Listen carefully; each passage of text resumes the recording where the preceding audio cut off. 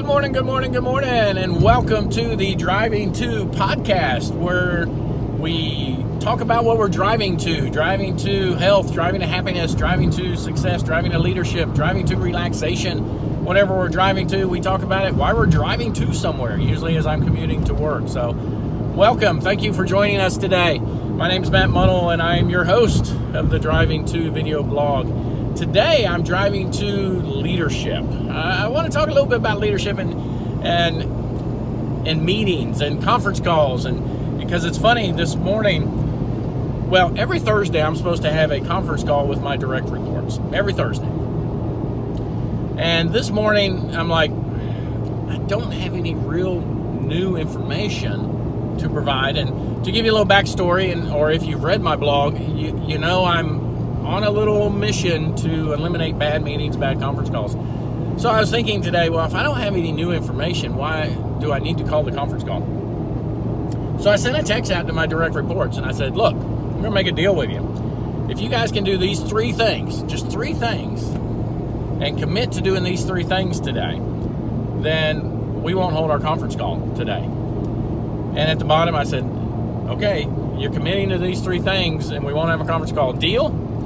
And within a minute and a half, 90 seconds, I got half of my direct reports reporting back to me, deal. They said, we're committed to doing those three things. We don't want to call, basically, is what they said. A minute and a half, 90 seconds, half my direct reports responded back to that text. And then in a few more minutes, I got all responses back. Nobody wanted one. Now, it's not a scientific study or anything like that, but I took a lot of, it hit me that in 90 seconds, I got half the responses back that didn't want the call. So that leads me to believe that they're not getting value out of that call.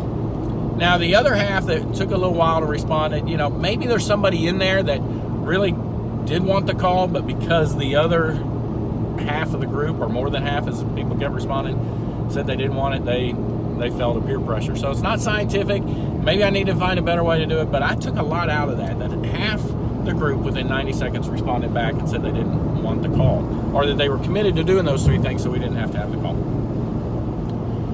It was telling. As leaders, we need to take that seriously. When we call a meeting, when we call a conference call, what is the purpose? What are we trying to achieve?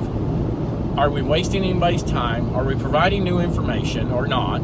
Do the people receiving the information, are we expecting anything from them? And if so, have we prepped them properly?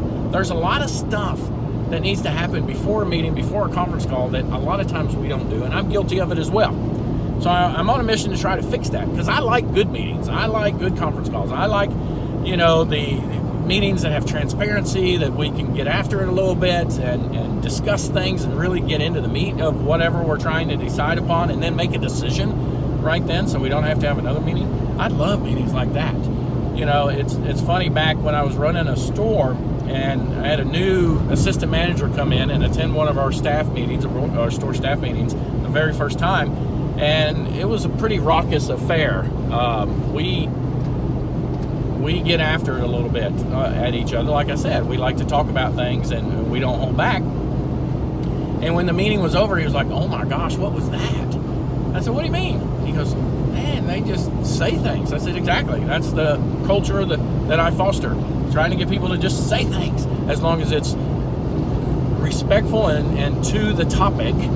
We need to talk things out, because then you get to the real root of whatever we're trying to decide, and we get solutions to things, and we can move on in a positive direction. That's what I want all meetings and all conference calls to be like, and that's dependent upon the leader. Anytime communication happens, it's dependent upon the leader. If your message isn't getting across to your team, that's on you. You can't say, well, they're just not listening. Well, you have to change your mode of communication then.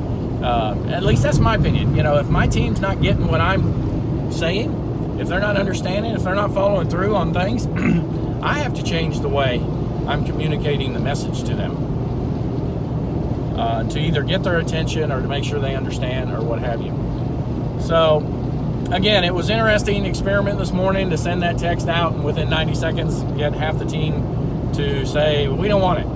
Now, going forward, I'm going to have to try to figure out a way to add value to conference calls, add value to meetings, and that is my mission going forward. And I'd like to charge everybody that's listening to this, that's a leader, and we're all leaders in some way, to have that mission to make conference calls and meetings valuable to those attending. So that's where I'm driving to today, driving to leadership, driving to meetings, driving to conference calls, and driving down I-95 actually. So wherever you're driving to today, drive safe, and we'll talk to you later.